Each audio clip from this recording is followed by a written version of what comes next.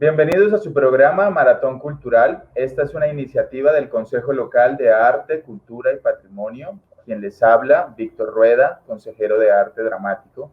Y el día de hoy nos acompaña Enrique Luna, comunicador social, graduado en la Film Broadcasting College de Tennessee en Estados Unidos, administrador de empresas de la Universidad en Guadalajara, México, sommelier para la Escuela Española de Sommeliers, especializado en tequila, y actualmente es el director de la Ruta Azteca Sabor a México, plataforma de impulso a la gastronomía de la Embajada de México en Colombia. ¿Cómo estás, Enrique? Muchas gracias, Víctor. Gracias a todos los que están ahí detrás de cámaras haciendo posible esta conexión. Y casi nos llevamos media hora con la introducción de mi persona. Enrique, bienvenido. Pues digamos que el tema del día de hoy es la tradición del Día de Muertos y vamos a arrancar con la primera pregunta. ¿Qué es la tradición del Día de Muertos? Bien, la tradición del Día de Muertos, digamos que es una celebración prehispánica, ¿sí? Obviamente en México digamos que es la plataforma de mayor impulso a esta festividad. Es una fiesta prehispánica donde confluyen lo que son las creencias o los ritos ancestrales de la cultura maya, de los mexicas, de los náhuatl, contra lo que era o lo que fue los primeros conocimientos de las culturas o de la cultura española cuando se dio ese sincretismo en el siglo XVII. Entonces, digamos que en términos generales, pues es una festividad en la cual el invitado especial son las almas de los que ya partieron de este mundo al inframundo. Eso era lo que se creía originalmente. Enrique, ¿cómo se realizan los festejos del Día de Muertos en México y cómo se viven fuera de este país?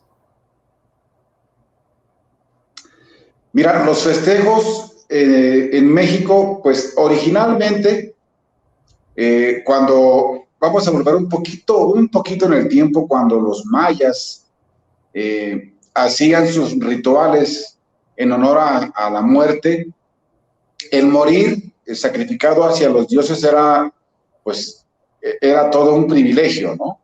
Entonces, pero obviamente pues ha ido cambiando afortunadamente al paso de los años y ahora lo hacemos con colores, lo hacemos con comida, lo hacemos con música, lo hacemos con concursos, lo hacemos con poesías incluso, ¿sí? Actualmente la festividad del Día de Muertos, lo básico es tener un altar como el que estamos viendo en pantalla.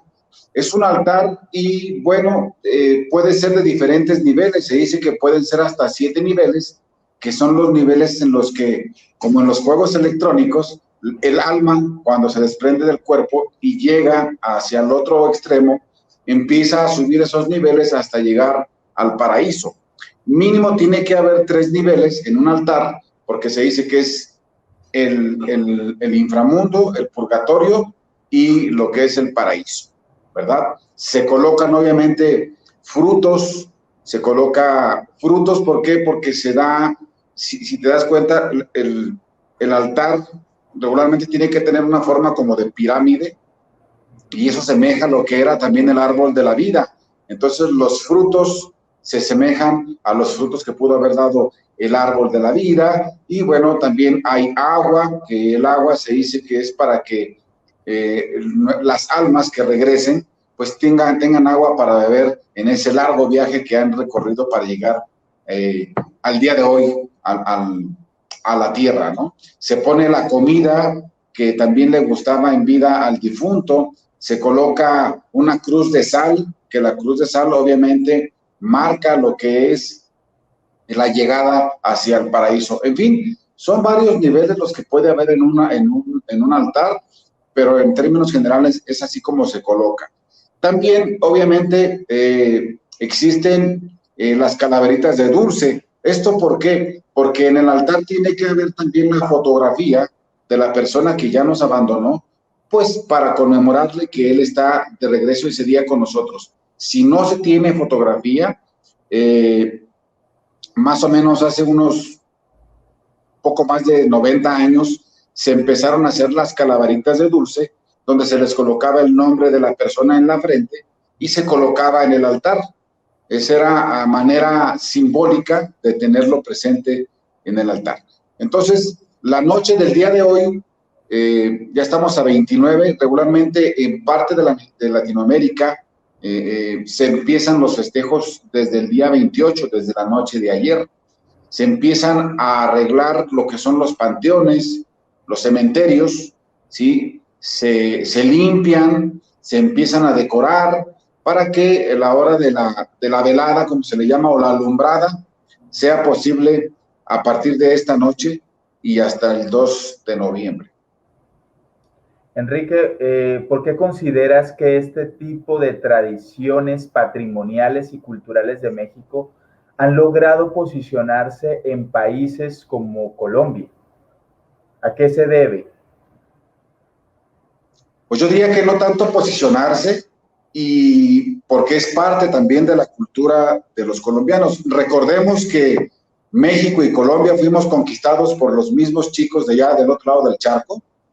Los españoles trajeron la cultura de ellos a toda Latinoamérica. Entonces, yo creo que no es tanto que se posicione, sino que tenemos la misma cultura, ¿sí? Por el simple hecho que te digo de haber sido conquistados por los españoles, y son las mismas tradiciones, que es en menor fuerza, tal vez, que es en menor escala, un poco, tal vez, porque pues en el siglo XVII, cuando los españoles llegaron a México, ellos se horrorizaron realmente de ver esos rituales que los mayas tenían para celebrar la muerte, ¿sí?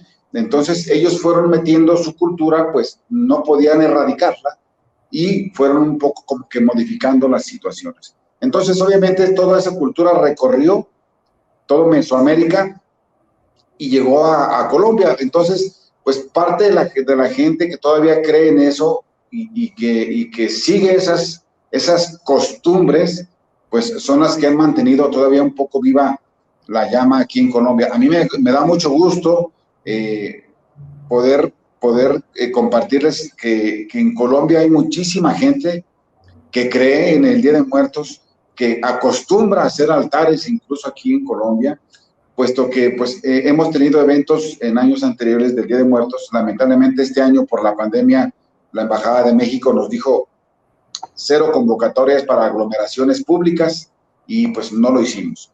Pero está muy arraigado, digamos, de alguna manera, mayormente con las personas de la tercera edad. Esto del Día de Muertos en Colombia sigue siendo una costumbre, una muy buena tradición de ese tipo de festejos.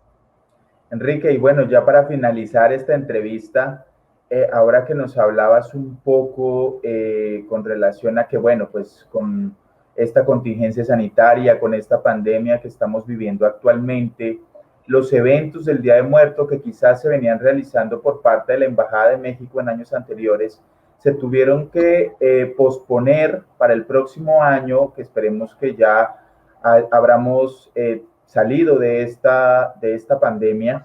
Pero, ¿qué más eventos, digamos que el público, la ciudadanía puede encontrar en la Embajada de México en Colombia, donde pueden, digamos, revisar si tienen una programación de eventos culturales? Bien.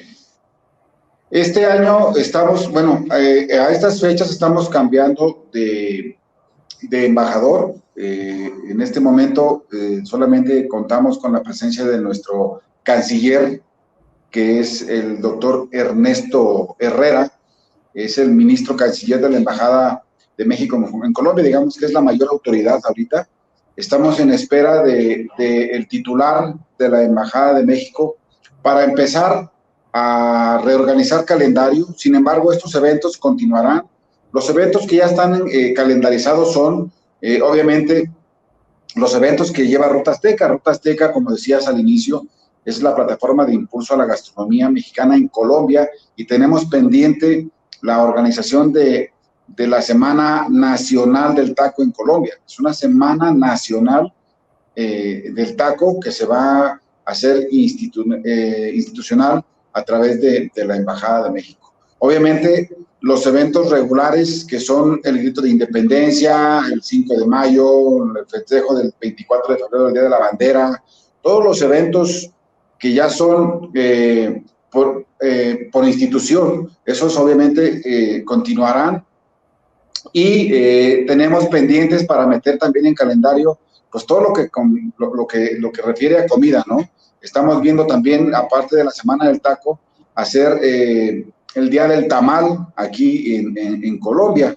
Entonces, por ende, son varios eventos que ya están calendarizados, sin embargo, se han ido posponiendo, pero toda la gente puede entrar a la página de la embajada y buscar los eventos en el calendario que aparece ahí, y obviamente, bueno, pues este año pues nos quedamos con las ganas, ¿no? Ahora será a partir del año entrante.